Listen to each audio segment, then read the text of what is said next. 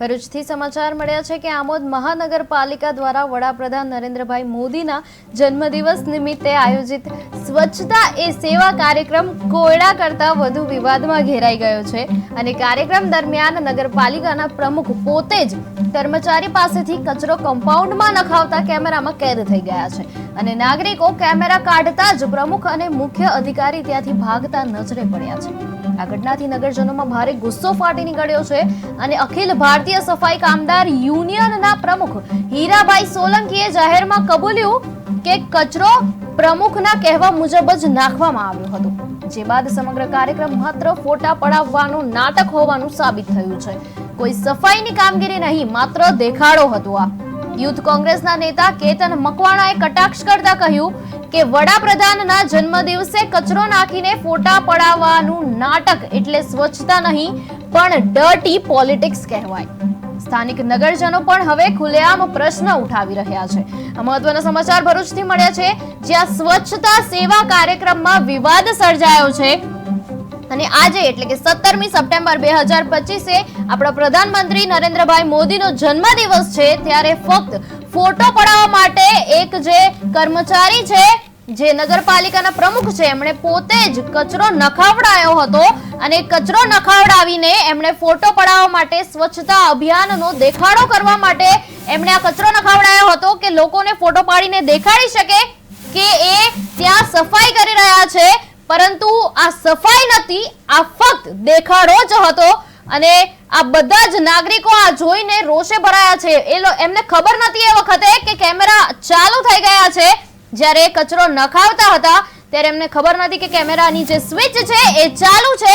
ત્યારે આ કેમેરામાં જે દ્રશ્ય ટીવી સ્ક્રીન પર તમે જોઈ રહ્યા છો કે એમણે કચરો નખાવડાયો છે અને પછી એ ફોટા પડાવે છે, આ કચરાની સફાઈ કરતા હોય એવી રીતે એમણે સામેનો હાથમાં લઈ લીધો છે અને એ પછી સફાઈ કરે છે, ફોટા પડાવે છે। તો શું આ ફક્ત ફોટા માટે છે? આ જે સ્વચ્છતા અભિયાન ચાલી રહી છે એ ફક્ત ફોટો પડાવવા માટે ચાલી રહી છે?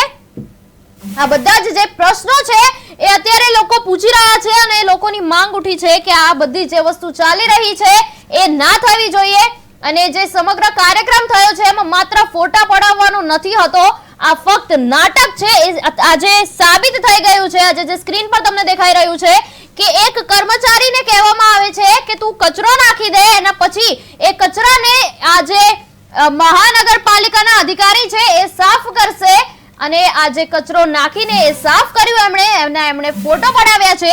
તો શું આ નરેન્દ્રભાઈ મોદી આ એમને ગમશે? આપણા જે પ્રધાનમંત્રી છે એમને ગમશે આ વસ્તુ?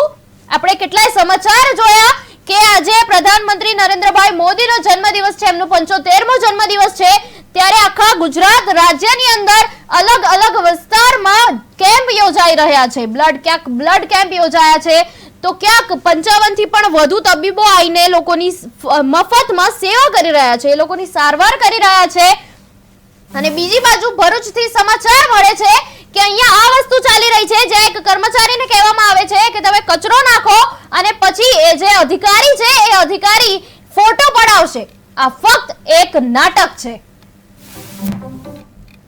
નમસ્કાર મિત્રો, વડાપ્રધાન શ્રી નરેન્દ્ર મોદી સાહેબનો આજ રોજ જન્મદિન નિમિત્તે સેવા હી સ્વચ્છતા અભિયાન અંતર્ગત આજ રોજ નગરપાલિકા ખાતે કાર્યક્રમ રાખવામાં આવ્યો હતો, જે બાબતે કાર્યક્રમમાં ફિયાસ્કો થયો હતો, જ્યાં નગરપાલિકાના સભ્યો આજે ગેરહાજર રહ્યા હતા। જેવામાં નગરપાલિકાના સભ્ય નગરપાલિકા ખાતે હાજર હતા પણ તેઓ આજે કારોબારી અધ્યક્ષના રૂમમાં બેસી રહ્યા, પરંતુ કાર્યક્રમમાં ઉપસ્થિત ન રહ્યા। તેની પાછળનું કારણ હાલમાં અકબંધ છે, જેવાની અંદર આમોદ નગરપાલિકાના કમ્પાઉન્ડમાં જ ગંદકીનું સામ્રાજ્ય જોવા મળી રહ્યું છે। આપણે જોઈએ છે કે આ જે ગંદકીનું સામ્રાજ્ય છે, આજે જે કાર્યક્રમની શરૂઆત થઈ છે તેવાની અંદર જ આજે નગરપાલિકાના કમ્પાઉન્ડમાં ગંદકીનું સામ્રાજ્ય છે। તેની પાછળનું સચોટ કારણ જે છે તે અત્યારે કેમેરામાં કેદ થયું છે। આપણી સાથે અહીંના જે સફાઈ કર્મચારીના પ્રમુખ છે હીરાભાઈ, તેઓ પણ કહેશે કે આ જે ગંદકીનું સામ્રાજ્ય છે તે સવારમાં ના હતું અને અત્યારે છે, તેની પાછળનું શું કારણ છે?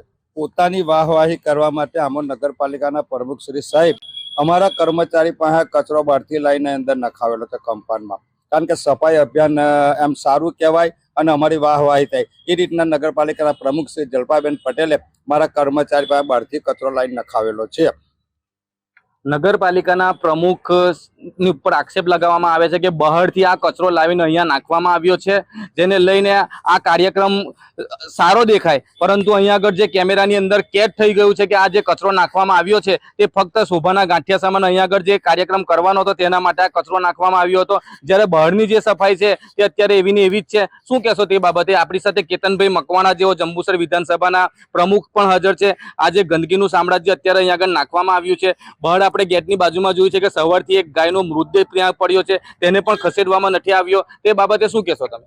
હું એ બાબતે એટલું જ કહેવા માંગીશ કે સ્વચ્છતા હી સેવાના પ્રોગ્રામના કાર્યક્રમના અંતર્ગતમાં જે આજે અહીંયા આગળ પ્રોગ્રામ કરવામાં આવ્યો એ તમે ઉત્તમ નમૂના નગરપાલિકાનો જોઈ ગયા છે કે ખરેખર સવારમાં સફાઈ કર્મચારીઓ દ્વારા આની સાફ સફાઈ કરવામાં આવી હતી, એકદમ ક્લીન હતું. તે છતાં ફક્ત ફોટો શોટ કરાવવા માટે, ફોટાના શોખ પૂરા કરવા માટે નગરપાલિકાના ચીફ ઓફિસર હોય કે નગરપાલિકાના પ્રમુખ હોય, જાતે પણ તેમને જબરજસ્તી અહીંયા આગળ કચરો ઠલવીને ફોટો પડાવવા માટે આ કામ કરવામાં આવેલું છે. પણ ખરેખર હું એમને કહેવા માંગુ છું કે આખા ગામમાં પણ તમે આ પ્રકારનું ખાલી ફોટો શૂટ જ કરેલું છે.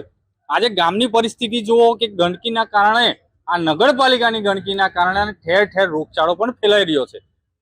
આજે તેમને પૂછવામાં આવ્યું છે મીડિયા થકી કે આજે ગામને સ્વચ્છ અને સુંદર બનાવ્યું છે, અને પછી આવતીકાલથી ગામ જેવું હતું તેવી ઠેર ઠેર સ્કૂલોની આગળ ગંદકીના સામ્રાજ્યના ઢગલા જોવા મળશે.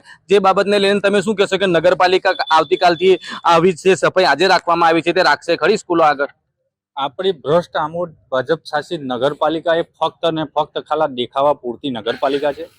કાલથી પાછા આપણે જે તેની પરિસ્થિતિ છે આમોદ નગરની, કારણ કે તમે પણ જાતે તમારા ન્યૂઝ ચેનલમાં પણ પ્રકાશિત થયું હતું અગાઉ પણ કે ઘણી એવી સ્કૂલોની આજુબાજુમાં પણ ખૂબ મોટા પાયે ત્યાં આગળ કચરો હોય છે. નગરપાલિકા ત્યાં કોઈ ધ્યાન આપી રહ્યું નથી. તેમ તમારા મીડિયાના માધ્યમથી પણ હું અત્યારે પણ કહેવા માંગુ છું કે છેલ્લા ઘણા સમયથી આમોદમાં કોઈ પણ જગ્યાએ ડીડીટી પાવડરનો છંટકાવ કરવામાં આવતો નથી, જેના કારણે આજે તમે જોઈ શકો ઠેર ઠેર મચ્છરનો ઉપદ્રવ પણ વધેલો છે. તેમજ આમોદ નગરની દરેક હોસ્પિટલમાં તપાસ કરો, અનેક તમારે કેસ બનતા જાય છે, દિવસે દિવસે રોગચાળો પણ ફાટતો જાય છે.